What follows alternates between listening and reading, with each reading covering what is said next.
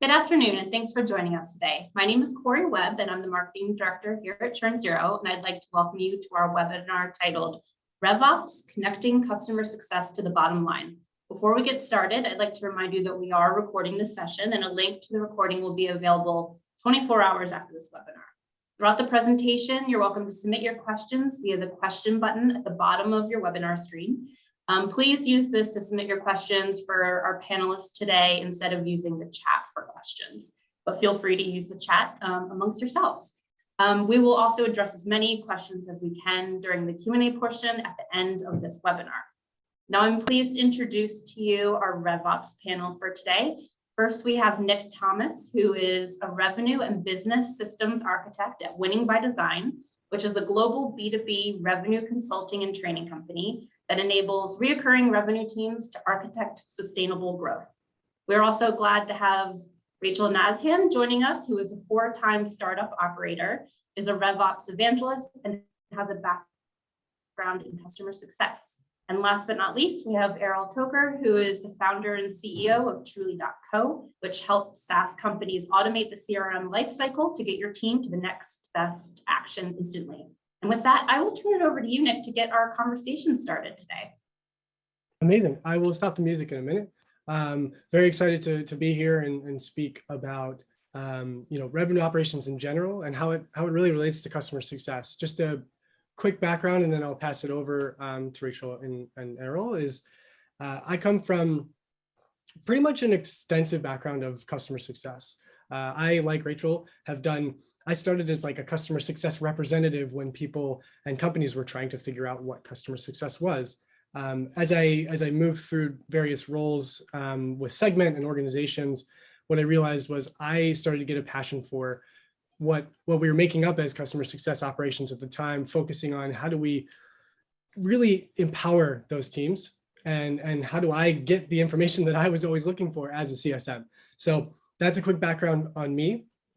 I'll pass it over to Rachel and Erol. Hey there. I'll jump in. So as I mentioned, my first role in startups was in customer success. I'd come from a background in account management and hospitality and owning customer-facing relationships. So it was a really perfect pivot for me. I happened to work my way into operations pretty quickly. And so I've stayed in all versions of business operations, revenue operations, customer success operations, support operations, implementation, all sorts of things touching the entire life cycle. So this is a topic that's near and dear to my heart. I'm now doing operational consulting. So I'm seeing this happen in a lot of different businesses and really taking a look at the full life cycle and how that works across the company. But I'm really excited to be part of this conversation. It should be fun. Yeah, and I'll just introduce myself. I'm Erol, founder of Truly. I actually got my career started also in customer success. Moved into product management actually from there. No better way to understand what the product should do than to be in customer success, see every aspect of it. And I just became fascinated with, just how inefficient, not to sound cheesy, but my pet peeve was always like people coming up to me and tapping me on the shoulder and saying, "Hey, what's the deal with this account?" And I was just like, I just spent all this time like writing everything down and you're still coming and bothering me. Why? And so that, as dumb as it sounds, I've spent the last 9 years trying to figure out how tech can solve that problem. And I'm, still having a blast doing it. So that's a quick intro to me. Cool. Awesome. With that, the song stopped. I figure we'll just keep going. Amazing. So a few of the just conversation guides, just to give a perspective on what we're going to walk through, is talking a little bit about fundamentals of revenue operations.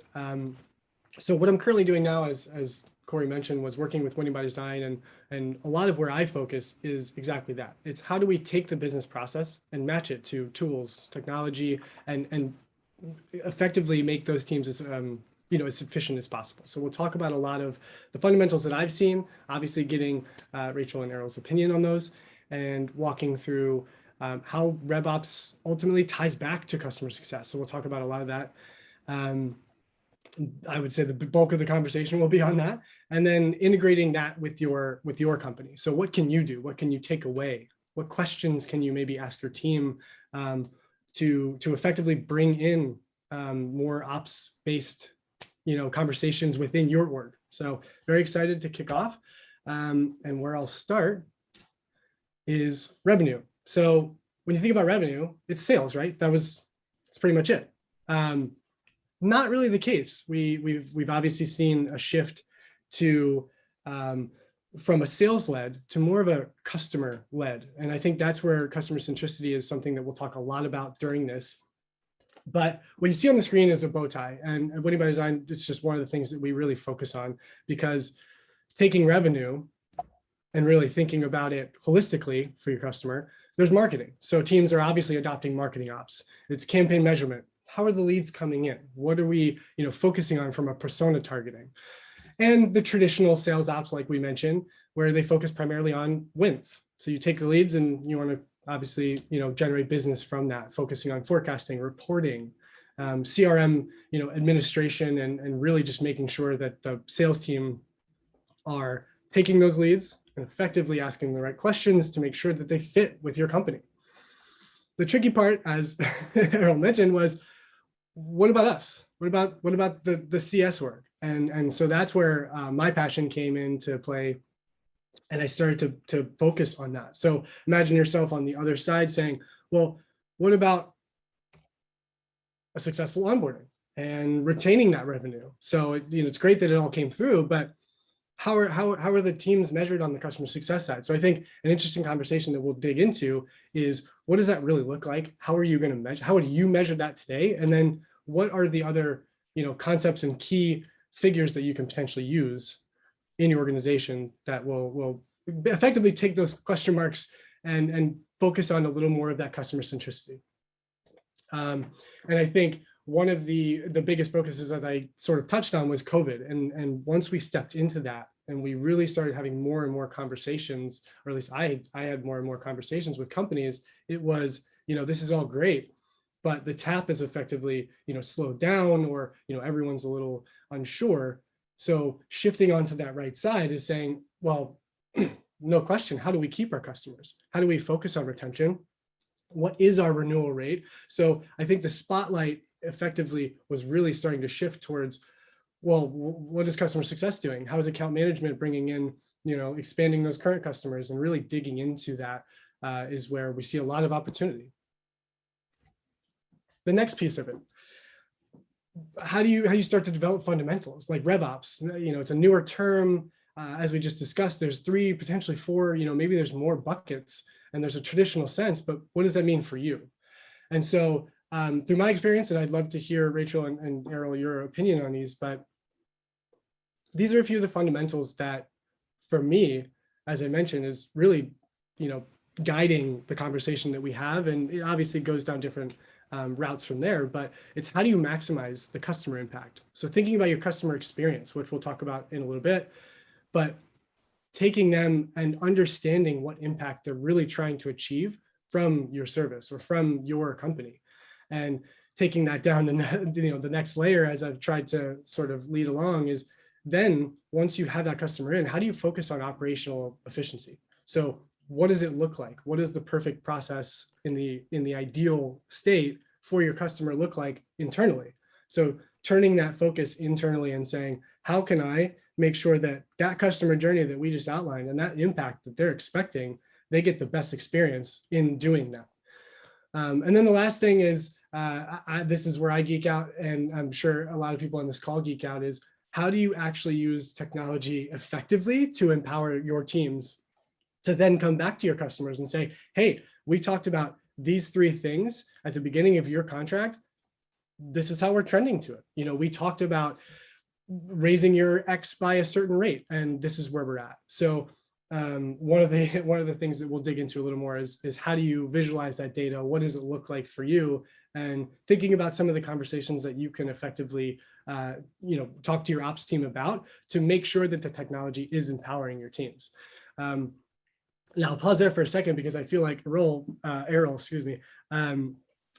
that's kind of where you focus, right? So I'd be curious to get your opinion on, any of the above, but I know that's been a huge, huge focus for you and your company, is making sure that that happens. Yeah. So when I think about that bow tie thing that you showed, right, I think it's really important to the key word here is the customer, right? It's the customer journey. I think the second that you start thinking about customer ops and sales ops and marketing ops and break it up that way, one of the things that actually happens, part of the problem, is that you get into this internal focused optimization path, right? So, if you're bringing in the wrong, so like look at these 3 items from 2 different lenses. So number 1, maximize customer impact. There's 2 ways to look at that. Impact number 1 is, now that I have this customer who's a bad fit, how do I maximize the impact?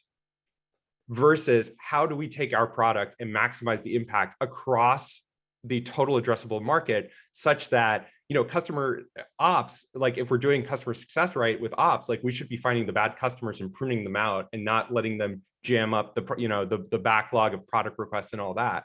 And this whole thing is interconnected. So that's lens on number 1. Lens number 2, again, it goes back to like, do we care about net retention this year, or do we care about the broader story of like how we're going to go and change the way, because we have an opinion, we have a unique product, unique opinion, and we're going to go try to impact the customer that way. And then the third one is like technology. I've heard this quote somewhere, technology can accelerate the suck.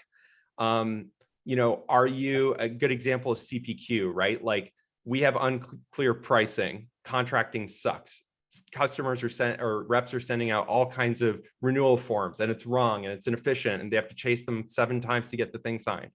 Is the right answer to that technology to auto chase 7 times, or is it clear pricing?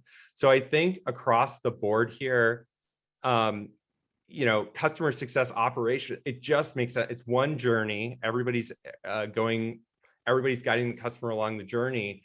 And the busting of the silo is not about like, oh yeah, we're siloed, the information's not flowing. Like, yeah, that's absolutely part of it. But what matters is, it's not about like, 1 + 1 + 1 is 3. It's 1 + 1 + 1 is 5, 6, 7. I think that's what this RevOps movement is about.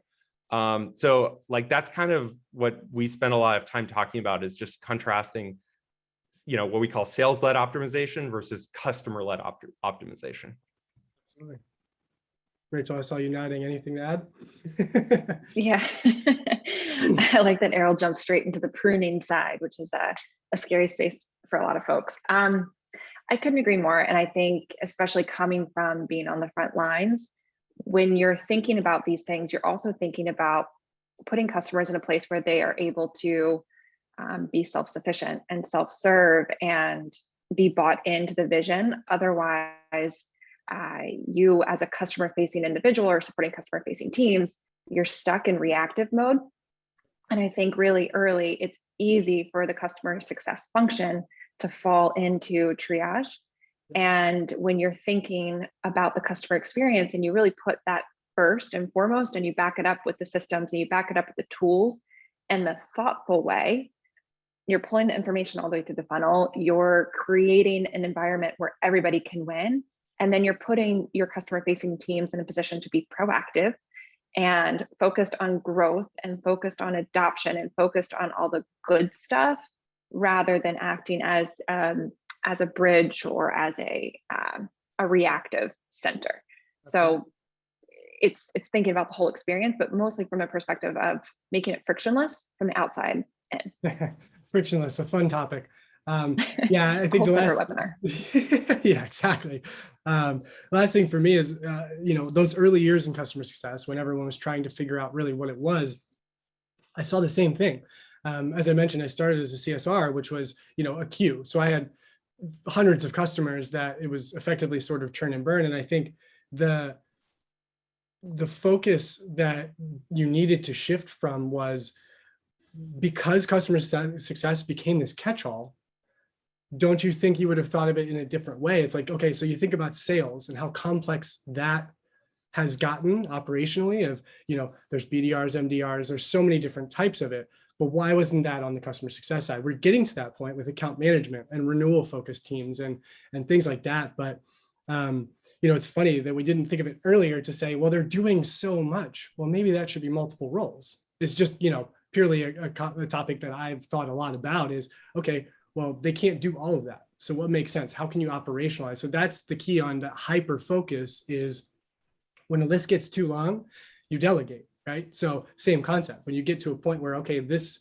role's, effectively their schedule's full, how do we start to bring in other teams? And if that is an option for some companies, is starting to think about that way, and again, bringing more revenue by doing that. So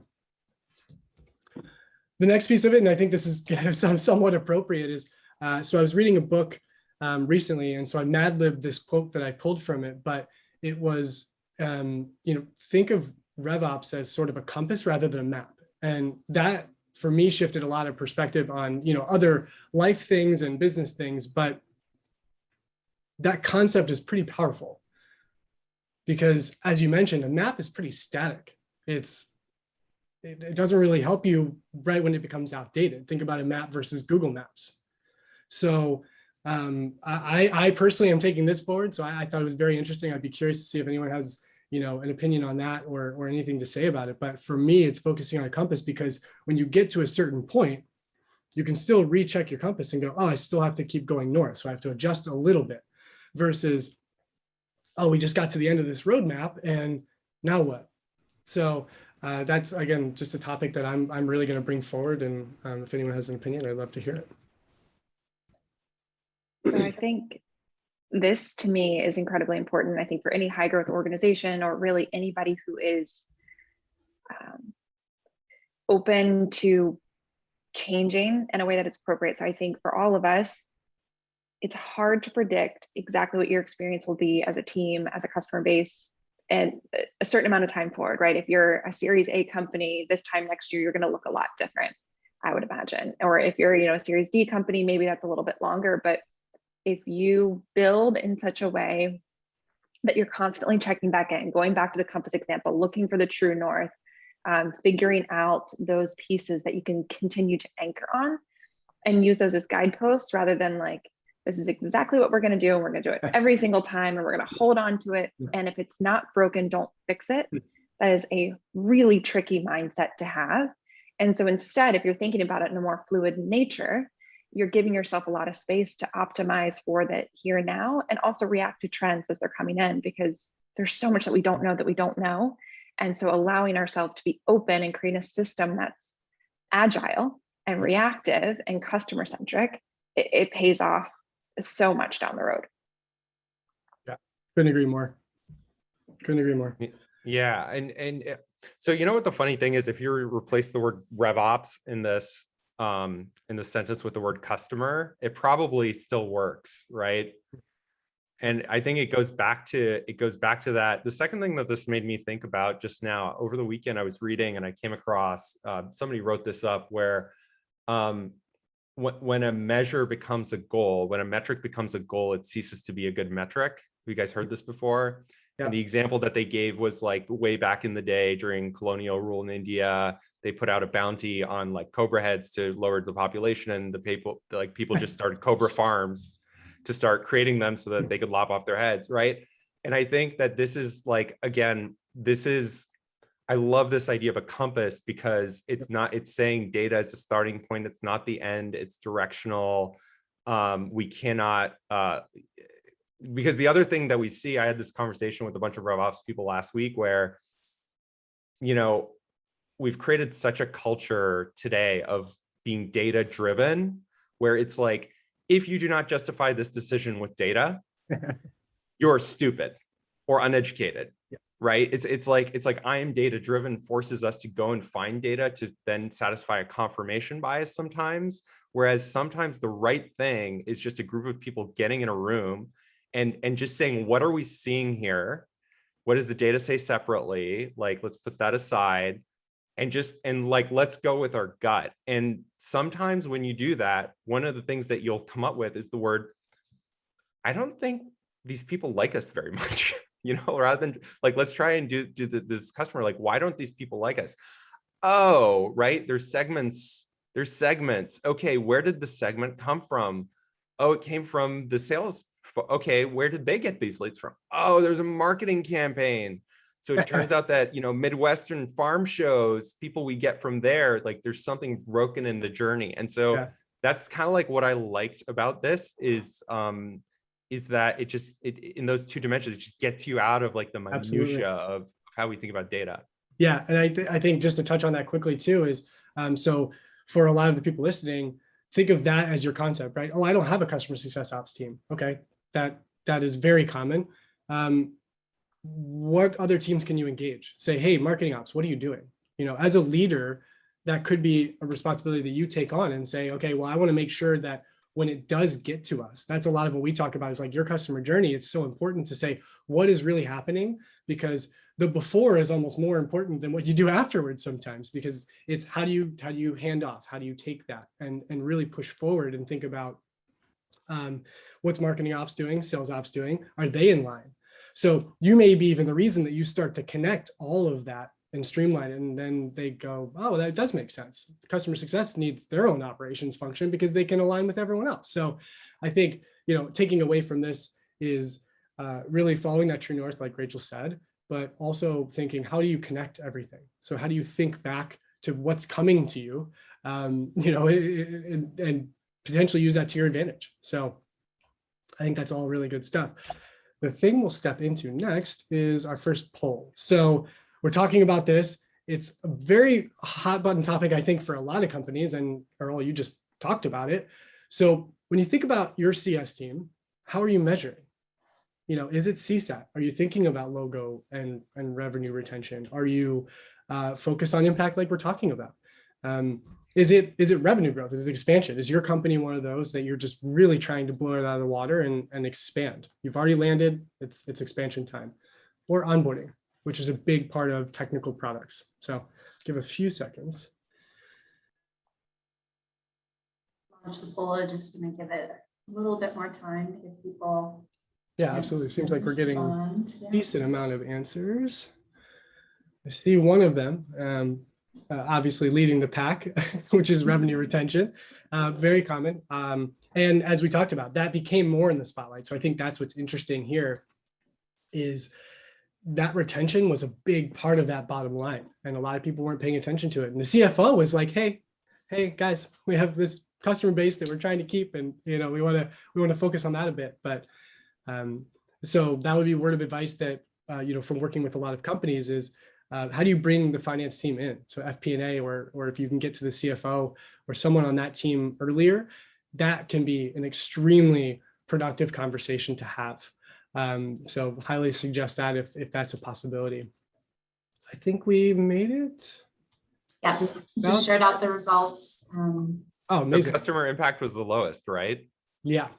How fascinating. So which is fascinating, because as we step through, that is actually what I want to focus on, at least for this specifically, because you know, when you really think about it, that is why they come to you originally, right? Like your experience that you're going to provide to them and the impact that you have set out and the company and the founders have set out to basically develop is what they're coming to you for, right? They're not coming to you for a name. They're not coming to you for anything else. It's ideally they're coming because they need whatever you provide. So thinking of all of these different things converging into one, that is your customer impact and experience. So it's not surprising to me that that wasn't top of the list. I'm glad that CSAT was pretty far down there. That's just a personal opinion.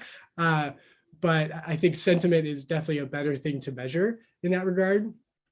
But bringing it back to everything, revenue growth, retention, onboarding effectiveness, that is your customer's experience.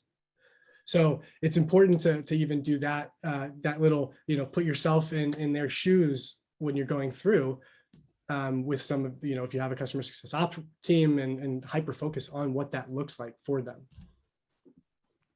But it's hard to do that, right? It's like, it's hard to focus on that when you're being gold on all this other stuff, Yep. right? It's like, I have this customer, it's a bad fit, but I'm gold on revenue, Yep. net retention. What do I do? Like, what do you do? From my perspective, you had that conversation. So so I guess that depends on what tier you're at, right? If you're the leader of the customer success org, it's time to reframe. Totally. And it has to come from up there. If you're an individual, exactly. Screwed, right? Like this is all about leadership. Yeah. So it so is interesting. If you are at that rep level or an IC that you're, you know, even enterprise CSM, that conversation starts with your manager and starts with the analysts that you may be working with. And, so think about the people around you and say, well, who is holding the compass? Because that's the important thing for me. So if I'm the CSM and I work, like I said, work with an analyst consistently, or again, managers, perfect way to sort of manage up and have them help you. Managers on this call, maybe this is a question you ask your teams. Say, hey, does this really make sense? I'm sure they have their opinions, but realistically, you'll get some good feedback on, well, what are other options, right? So it's not focusing on what's wrong, it's focusing on, well, what else could we look at? And I think this is a perfect way to start. So to dig into this, and I've seen a couple of questions pop up as well. Impact and experience. I think we're all aligned. That's the dream, right? Like, how do you prove that you've nailed it? How do you prove that you've become the Walt Disney World of product experience? And we've attempted it a couple of different ways. Health score has been kind of the most common attempt at measuring this. I think, again, going into growing companies, sometimes it's a lack of data issue. Sometimes it's a change in experience where creating an apples to apples is quite challenging. But we've built health scores a number of times. This is I think the closest that we've gotten to being able to measure a holistic impact. There's a million different methodologies that go into it. The more tailored to your experience, the better. Ours were generally a mix of number of cases, CSAT, NPS type scores, so something quantitative, depending on the type of product you're selling. It's engagement metrics, it's adoption, it's seat utilization. We even did things like attendance at QBRs and other kind of sentiment analysis. There's so many intelligence tools now across, things like Gong and Chorus and other listening platforms. There's a lot of sentiment analysis you can do, or engagement with your emails. But the most important thing that we found in terms of measuring impact, which is tough to do at scale, was digging into segment and type. Your enterprise customers are going to behave differently than your SMB customers, and they should. But moreover, being able to snapshot trends within the account. So someone that's a really high adopter might be just as happy as someone that uses this quarterly and still loves it. So being able to benchmark against it themselves and follow the trend line rather than just the self-fulfilling data, and using that as a calibration tool. And then again, trying to get down to, well, how should they be using? How should they be engaging with your product? What problems are you solving? And are you measuring on the outcomes of those problems? Like, is this a churn zero where you're expecting your users to be in the platform every day? Well, that's what you want your health score to be balanced by, versus maybe someone who's built a Slack integration, you're not on the platform. So health score is the closest that we've gotten. I'm curious if either of you have seen a different way of attempting this, because it is tricky. It is. And I think so. From my perspective, you hit it on the head, and it's segment. So if you have your segmentation right, it's easier to then diagnose and dig in and say, okay, well, what is this customer expecting versus that customer? But the tricky part about that, though, is how do you do that effectively and make sure that your segment's right? So for me, if I'm thinking about impact, yes, health score is a piece of that, but there are those major buckets, right? So there's the qualitative. What is my team doing today that maybe other teams aren't doing? So researching that and talking to maybe peers. A lot of us that work at these companies have come from other companies, or know other leadership. So ask those questions. Don't be afraid to get into a LinkedIn group or even a Facebook group or something and ask those types of questions. Say, Slack groups are a perfect way that I do that all the time, just to test theories and say, hey, does this make sense or not, and get those other opinions. So that's the way that you evolve it, in my opinion. But I think another thing to think about is, again, going backwards. So what's coming to me and how are they selling it? So, just that little tiny tweak and thinking about, okay, well, it's coming on, what did they sell? So really truly understanding that and going back to the sales team and saying, that is the one piece that is probably the most impactful, is what are they expecting from an impact perspective? How is it going to change when they came on, what are they looking to change? And so that to me is a lot of the core of what a health score should be focused on, because metrics are great, but you're right. Person could log in once. Like when I worked at LinkedIn, I would work with customers that if they got one hire, it was, 4 times the amount they were spending that they would have had to go out and outsource or something like that, or hire a headhunter. So for me, it was, how do I focus my customers to get one hire? That's it. It was that simple. So yeah, you have to dig into your customer as much as you possibly can. So I like the way I think for all the effort we put into these quantitative things, if you just go and do one thing, which is like, imagine you're a consultant and you've been tasked to prove what the ROI, like there's those Forrester ROI reports, right? Like they bought this and as a result, and those are always BS, right? But if you, with your own objectivity, go in and actually say, what has this thing actually done? Right? Log into their Salesforce instance or their ATS or their this or that, right? Like, because you have the relationship, everybody's not going to do it, but you can do it with a random sample.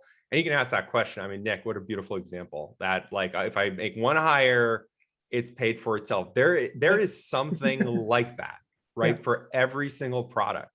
A lot of products, like it's an afterthought. It's like we sell a lot of aspirational. I've certainly sold and retained people on very aspirational. Well, they're aspirational purchases, right? Like how many people just buy things because they want to be data driven, but they have no idea what they're doing. Yeah. And their business is not ready for being data driven. Like if you're pre 10 million ARR and you have like 100 customers and like you're not ready to be data driven. And how many BI tools are sold to these people, right? Yeah. And so I think if you just start off with, I mean, Nick, it's crazy. Like we're kindred spirits. Like here we ask 2 questions. Number 1, go and if we do the impact study, what are we going to find? Yep. That's question number 1. Number 2, what is the next best alternative? Because I've lost, a plus 75 NPS client that had like every health score metric that you can think about was off the charts. They left because their next best alternative was like, it just didn't matter to them. Like they loved it and they loved that other thing for half the price. That's fine. Yep. And we've kept customers on with a negative, NPS for 5 years because like, yeah, we're not perfect, but the thing we do is so unique and so good that it's, and so they're like seeing the value, right? Like that they may be mad about a feature or mad about how they log in or, something along those lines. So that's where you focus your product, right? So that's where you shift it and say, well, NPS is low because of X, Y, and Z. And that's where NPS, spoiler alert, my opinion, a lot of that goes to product because that's where people are going to submit their product feedback is during that NPS. So huge place to dig in there. Don't want to cut you off, 100%. But continue the conversation totally. A little bit. It's nailing your customer experience, that's why I highlighted that. So, creating experience for your customers is so important. So go with me here. You're going to LA, taking your family on a trip. You just want to have a nice little trip to LA, sit around a pool at the hotel, do some dinner, explore a bit with your family. There's, who's counting, but about 419 on hotels on TripAdvisor. Then you come across this one that says Magic Castle Hotel, home of the Popsicle Hotline. And you go, all right, I mean, I'm intrigued. That's clickbait for me. I'm going to click into it. So you start doing your research and you look at it and you go, oh, the rooms are okay. You don't get as excited as Jonah Hill. You just say, okay, well, it's perfect. It's clean in the year of COVID or in the world of COVID. It's clean. That's all we're really concerned about, right? But what they did will kind of astound you with focusing on this popsicle hotline. So I don't know who had this idea, but they were a genius. And effectively what they were able to do with this is the naming was on point. It brought you in. They piqued your interest based on the popsicle hotline, and then they execute. So if anyone's ever been here, I'd love to hear that or have someone comment in the chat or Q&A or talk about it. But the reality is they thought about, okay, LA is full of X. What can we do that's different? How can we be Y?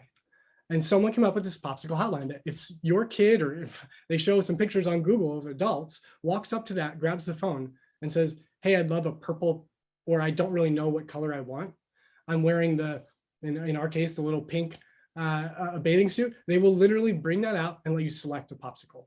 And what the end result of that over many, many years was they're the number 10 hotel in all of LA, which is, and they have, I think 4.7 and 5 stars on on TripAdvisor, 4.7 on Google. So what they were able to do, I'd love to be able to talk to this team realistically, but is find something that, like you were talking about, Erol, is they have that one thing. Like that's the one thing that people come to that hotel for. They don't come for the stay. They come for the service and that popsicle hotline. So they nailed it. Like they nailed their customer. They're still alive after COVID. They're like nothing's happened. So really thinking about how do you dig into that? And it's not only analyzing and over analyzing, which I try to bring people back from sometimes, myself included. The market of hotels, how do you differentiate yourself is sometimes more important. You think about your competitive landscape and you go, well, we have some of the same features, it somewhat does the same thing, but what if we do this one specific and then you go out and test it? And then you go out and test it again. And so I think that's what's important is, you get to the point where even as a CSM, you could ask these types of questions to your customer. Hey, like, is there anything that's missing, or could we do something just a little bit extra there? Or I notice you use this a lot. So again, data, as we're going to talk about it. So I want to jump into data, is more along the lines of like, what is that one thing that a RevOps team can help you get to? So if you have a RevOps team or you have customer success ops, you're already a step ahead. But if you're a leader or a manager or even a CSM, think about, okay, what are my customers doing with our product or our service or our solution that I can really bubble up and say, I've noticed this, can we dig in deeper here? That's an easy conversation to have, or with your manager or even leaders if you have skip level, which is another thing, side note, I would highly suggest is skip level meetings are one of the most impactful experiences that I've ever had, is meeting with that next level up, the director, the senior director, or higher if possible, because that truly gives you a pulse on what's going on. And it gives you as the IC or the manager that chance to have that conversation that you wouldn't normally have. So I would highly suggest that. But my question to the panel is, what's the one thing you think they have to get right? And you have to it's one thing. So think about it for a second. I can start with mine, but for me, it's data hygiene.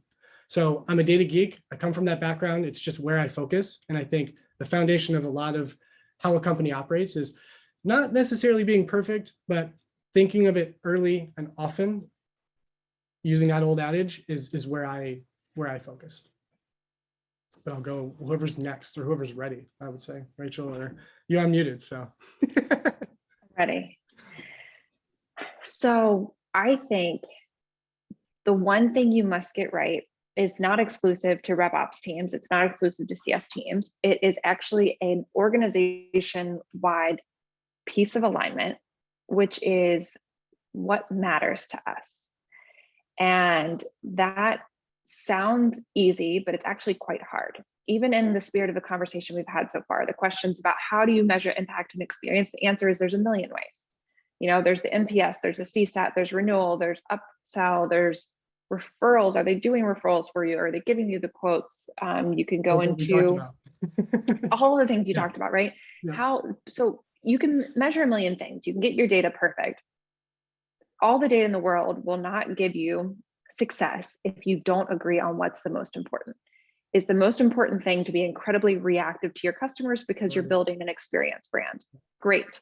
That means your trade-offs are going to be probably revenue growth, because maybe you don't have a account management type team or a goal on your CSMs to drive revenue, because they're driving happiness instead. Maybe you're creating a category and logo retention is the most important thing because you want first mover advantage. Yeah, so absolutely. The number one thing you have to focus on is like, what is it as a team that is most important? Are you product focused? Are you happiness focused? Are you revenue focused? Yeah. And just get everybody on board, because any decision you make, you decide against something else.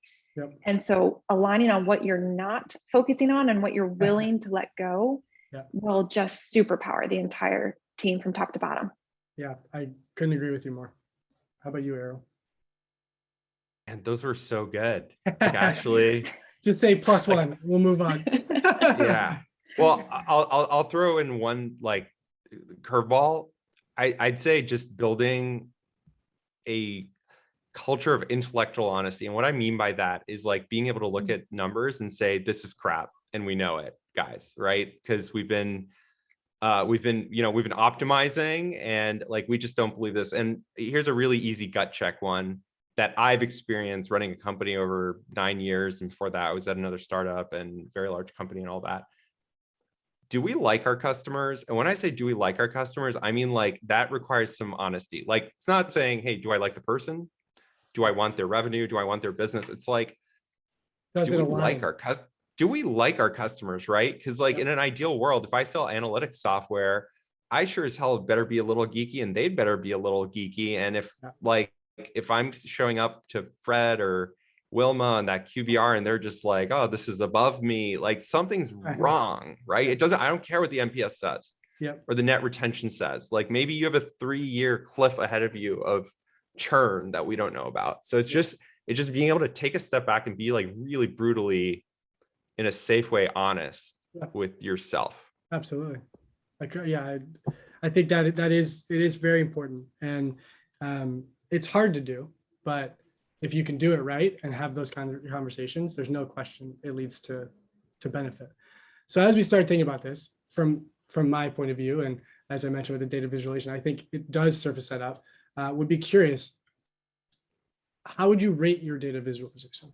And what I mean by that is, one is essentially thinking about it as, well, we really don't have it. So what data? Which is, to be clear, so don't panic, that's very common. The other one is we're great at it. That's maybe what your company does. So that's where you focus. That's how you help other companies. So you can tie it back to your impact of doing that internally. Some of us forget to do that. So as we start to, a lot in the middle. So we're looking at a little bit of a middle, give it another maybe minute or so. It looks like we've had a decent amount of people write in, but it's good to see that we don't have too many what data. But the concept that we'll kind of go into next is whether your data is at the low end of the spectrum or the high end of the spectrum, it's what you do with it that's more effective. So as you're mentioning, it's how do you ask those questions? Are we tracking the right things? It ties back to OKRs, especially for us in customer success, right? It's like that data can lead you into those conversations of maybe we do adjust our OKRs. Maybe we should focus on, not a QBR, but maybe we just need to have an EBR twice a year or once a year. Like, that's what the customer needs. So it's really tying yourself back to less so of the bigger customer success boat. So, hey, everyone's doing QBRs, so I have to do QBRs. Like, does your customer want to do those? Like, you might annoy them. I've gotten on calls where they're like, so what are we talking about again? And no one likes that. Like, that's a waste of my time, their time. So very important. Looks like we're right in the middle. So if you have that middle set, I encourage you to, whoever is responsible for that, make sure that, one, you're having constant conversations with them. Set up more conversations if you're not. And if it's in a different org, or it's, hey, we just have an analyst team, or we have one BI person on there, go talk to them and help them understand customer success. So it's the one thing I have learned from anybody I was working with, hundreds of companies over the past couple of years, is you just have to ask the question. You have to go back and think about, okay, like, what is customer success? And then build from there. Because a lot of times they won't understand it. They don't know, like, oh, I don't know what to track for customer success. And that's where I mentioned you can bring in someone from finance that ultimately has to report up, and they will know, or at least they should know. So involving those types of people and looking for different avenues to have those conversations is really the way that you're going to get there more effectively. Because ultimately, this is the big part of it, is you run the risk of just risk for your company. You're like Rachel mentioned, losing revenue, retention's going down, our renewal rate's terrible. Like, those are the core pieces. And if you go and you talk to your BI team or whoever is responsible for that, you can say that these are the major things that we're worried about. We're draining here. We're focused here. This doesn't make sense. Like, help us figure that out. And they're going to be able to do it. They're probably brilliant, and they're doing it for other teams, but those teams are voicing very loudly. So it's very important to go back and do that. Rachel, I saw you on mute. Yeah, I'm ready. I'll add to this and say that, don't get me started. I told you this is exciting for me. So I will add to this and say that oftentimes we get excited by building a beautiful dashboard that gives us lagging indicators. So if you are building a dashboard or a chart or whatever it is based on churn data, that's going to tell you who has already churned. That ship has left the station. Maybe you can win them back. You can learn from it, and you absolutely should learn from it. But what you should be making sure that is, those are the kinds of dashboards that like should be saved somewhere that you review on your own time. The types of data and dashboards that you need to be obsessed with as an individual contributor, as a manager, as a team lead, is the leading indicators. What is this elusive health score looking like? How is this account trending against itself? Are we seeing upward? Are we seeing downward? If it's downward, is it seasonal? Like, are there reasons that we're okay with it? And put yourself in a position to use data to help you rather than teach you, right? Like, that's the whole point. And that's why these tools exist, to give us superpowers of seeing into the future. But if we're only using it to say, we've closed this much business, we've grown this account by 120%, and we lost this many logos last quarter. Good to know. Great on a slide. It's not going to let you make smart decisions in a way that the leading indicators will. So I really challenge you to dig in and make sure that that's where you're focusing your conversations. Yep, couldn't agree more. And I'll extend that with just one point, and that's, I've come to really hate dashboards. I think they make sense in a lot of places, but, I think a big part of leadership, like reflecting on my own failings, like early in my career, a big part of leadership is simplifying. Yes, there may be 8 metrics, right? There may be 8 metrics and they all matter, but it is the job of leadership to find the one metric that is cross-correlated with the other 7. And you just put that up in front of people on a board, and that's the only thing they think about. It simplifies things, it gets results, nobody's confused. And if you're wrong, and then you change. Yep. I think that's the key, is just like, if you have a dashboard with 7 things and I need to worry about net retention, I need to worry about CSAT, and I need to worry about this, and like, we'll take 80% of this and 20% of this, or maybe 50-50, or like, it just, you will never succeed in that environment over a sustainable period of 100%. time. And so like, it just starts with that, I think. It's so funny because you're absolutely right. I think we're kindred spirits, but one of the concepts that I learned very early on, by mistake, fell into it for sure, but was thinking of your OKRs, or if you're a leader, or honestly, if you're a CSM, think of them as a pyramid. And if you can prioritize them to the point where you know what that peak is and how it trickles down, think of pyramid, champagne, tower, whatever you want to think of it as, but that is a lot of times conceptually and in the data how it works, is that one thing ends up trickling down into 2 others or 3 others, and then those continue, right? So it's like that impact and following that trend is extremely effective. So Corey, I want to make sure, I know we have some questions. I want to take time because I know that this always happens, and we could keep talking for 3 more hours. I'm sure. Questions. Yeah, go ahead. So let's jump right into the questions. And I would like to invite the rest of the audience, please go ahead and submit questions that you have. So we have one that I think is very interesting. And our first question is, should RevOps be driving or adapting to pivots? And how do you know what to pay attention to? It sounds like a RevOps professional has submitted this question and is looking for ammunition for the next one-on-one. Looking at you. Yeah. Both. You should be driving it through those leading indicators. You should be answering the unasked questions. How do you, right? I mean, thinking of those, don't be afraid to ask the question, right? So like, that's core of it too. It's just ask it. There's not dumb questions. And being really, really curious, and just shaping the conversation in a way that's super favorable. And then of course, you're always going to be adapting, right? If someone else is rolling out a new pricing structure, it's a pretty big pivot. You have to get on board. But by being prescriptive through it, it's the red button example. If someone says like, can you add a red button? You don't say, yes, I'll do it. You say, well, what do you want the button to do? Do you want to exit the screen faster? Do you want to put what is the goal here? And now I can give you a great solution. So being as prescriptive as possible. Love that. Nick, we had a question about if you could share what book the quote was from. That was on the previous section. So it is the almanac. I will butcher the name, but it's called the I'll pull that up actually, and I'll put it in the chat. Cool. Specific one, yeah. Awesome.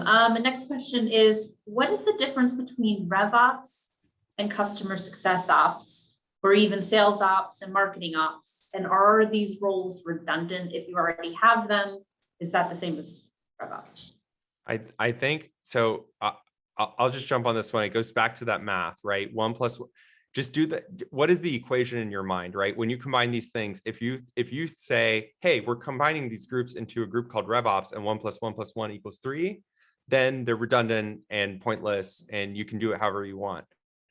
RevOps is, I think, just the revenue side of this thing that happened in engineering called DevOps. It's a movement. It's a change in the way that we're thinking. So like, forget that it's a department name.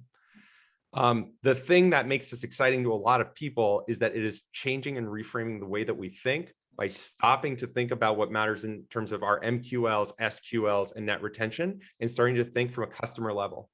If bringing those 3 groups of people into a room does not change the metric, like literally, if you're in one department and you're still tracking MQLs and conversion rates and net retention, and nothing has changed, then, call it whatever you want. It's not what this movement is about. And so, like, there's no right answer to that. It just matters on whether or not you're ready to make that leap. If you make that leap, then there's no redundancy. There's just no way that there can be redundancy. I will speak to that on a tactical level. So when you're thinking about designing your departments, I actually think it's more specificity. So business operations to me is the collective functional operations, cross-functional. Revenue operations is a more specialized version of business operations. And then each of those branches are part of the revenue operations bundle experience. Marketing operations speaks the language of marketing. They are working with the marketing tools. They are solving the marketing problems. They're supporting the marketing team. They are diplomats to that team. Your sales folks, that's a really traditional one, because that's maybe one of the most expensive teams in the company aside from your developers. So sales ops is really clear. Your sales cycle, your compensation plans, your territory, your rules of engagement, your enablement, et cetera. Then you've got your CS operations, which is everything post-signature. And that's going to be everything from your renewal processes, again, going back to your tool stack, going to your systems, your renewal plans, if you have any sort of book of business on that side of the house. Revenue operations can own it. To Erol's point, the people that hold those and the titles associated are less important. What's more important is that you think about how much code switching one person is doing throughout the day, and that's usually a good trigger. How long is their list getting? That's a good trigger for knowing when you split out the roles versus centralizing. And you can build a team that's central, that has, ambassadors out. That's what I strongly prefer. I'm very open about that. If that's not an option, you can also have your embedded folks that have an operational excellence council of sorts. You kind of flip the script on the org structure. And if you're a mean, lean machine and you're the person that's on the phones and doing all the systems too, try to see if you can bucket your day into those things so you're not constantly doing 10% of every task on your list. So they're all rolling towards the same mission of making a company better, smarter, faster. But it's just really the language that you're speaking as you're doing that function. Awesome. I think that's a really great answer. Let's see, we have about 5 minutes left. So let's see if we can get through a couple more of these kind of quick fire. Let's see. So how can you position RevOps to drive change within customer success? I often see the alignment between the teams as a difficult task. Assuming alignment between the teams would be like RevOps and the customer success org, but if not, and I noticed one about like how do you up-level that as a leader? And I think the important thing to understand is, getting someone in that role is like, that would be a big focus for me. Is I think I'm assuming they had marketing ops and sales ops, but hey, what about me? Conceptually, you can take it to them as, this could be a test, or you can get really creative with it, but realistically, you having a head count, there's no question that pretty much one churn customer at most organizations in the enterprise level is going to pay for that. So hey, same thing, right? Same thing when I was at LinkedIn. I was like, okay, what's your number one thing? You want one hire? It's, hey, I want to get this person in seat to focus on how do we turn one less customer, because that's going to turn into a lot more than just one less customer. I can guarantee that. So sort of building a case around that. And as I mentioned, think about the touch points and think about the marketing team. Who do they use? Go to them. They're extremely smart. Just because they don't, focus on your team today doesn't mean they can't help you if you help them understand what you're looking for. Hey, could you dig into this? So you don't even necessarily need a headcount. You can utilize someone from sales ops or marketing ops to do just that. Awesome. Our next question is, what tips do you have for integrating RevOps into a company? What are some good things to start with in regards to the post-sale side of things? Zoom as far out as you can. Erol, you're muted, but zoom out as far out as you can and look at the full end-to-end like we talked about. Hey, what is marketing doing? What is sales doing? And what is customer success doing? Just at its simplest. And if you can bubble that up and say, how do we connect those three core priorities? That will be, in my opinion, an extremely effective way. And you're going to uncover a lot more than that. So. Yeah, I was about to say something very similar, which is my phrasing of it was going to be figure out why somebody decided to create this function. I think if the person who created this, it didn't come from like the CEO or the COO, right? There isn't like, there has to be a compelling why behind RevOps, this decision to do RevOps. Once you know the why, the how presents itself, right? Great. Once you have why, everything clears itself up. Like who reports to who does, well, we just go to the example, right? Yeah. So should sales ops report into RevOps? Really simple question. RevOps says, the sales experience is imperfect and it's messing up the journey. Sales ops says, if we make this change, our quota attainment will go down. Who wins? Like push comes to shove, those two, that scenario, it will, like stuff like that happens. Yeah. Who wins? Well, there's your answer to your org structure. And that's how you integrate it tactically into the right part of the organization. Yeah, I would say, yeah, there's no question there. The one question that just came in and I do want to answer, and I'd be curious to see everyone's, is from an IC perspective. So if I'm back into my seat as a CSM, what can I take away from this? And I think obviously depends on your org if you have RevOps or not, but let's just go with the fact that maybe you have sales ops and marketing ops or something along those lines. Ask the intellectual questions. You are the front line to your customer. So what you say and what you handle and how you handle it every single day is so important. So talk to your manager, talk to your director or their manager, or have them intro you to that, and just come prepared and say, hey, these are the two things I'm hearing from customers that, in my opinion, if we could address that, the entire org's team, or I guess workload, or so focus on that and focus on the impact it would achieve. So we talked about impact, build your case, and then focus on impact with your own org. It's just as important to think of your own org as your stakeholders. So I would have a conversation with your manager. If you can bubble it up further, absolutely do so. Awesome. Well, that brings us to the end of our hour. I want to thank our lovely panelists for having this great conversation on RevOps and customer success. I know I learned some things, and I hope our audience did as well. I want to remind everyone that we are recording this, and we'll be sending out a link to the recording tomorrow afternoon that you can share with your colleagues or watch it again. And at the end of this, a survey will pop up. Would appreciate it if you would just take a moment to provide your feedback, and we would love to hear from you and have you join us next month for our webinar that is on the CS career path. And that is part of our CSM Appreciation Week that is happening in May. And I invite you to learn more about that and go to turnzero.net/CSM-appreciation-week. And thanks everyone for joining us again, and have a great rest of your day. Thanks for putting this together, Corey. Yeah. Thanks, crew. Bye.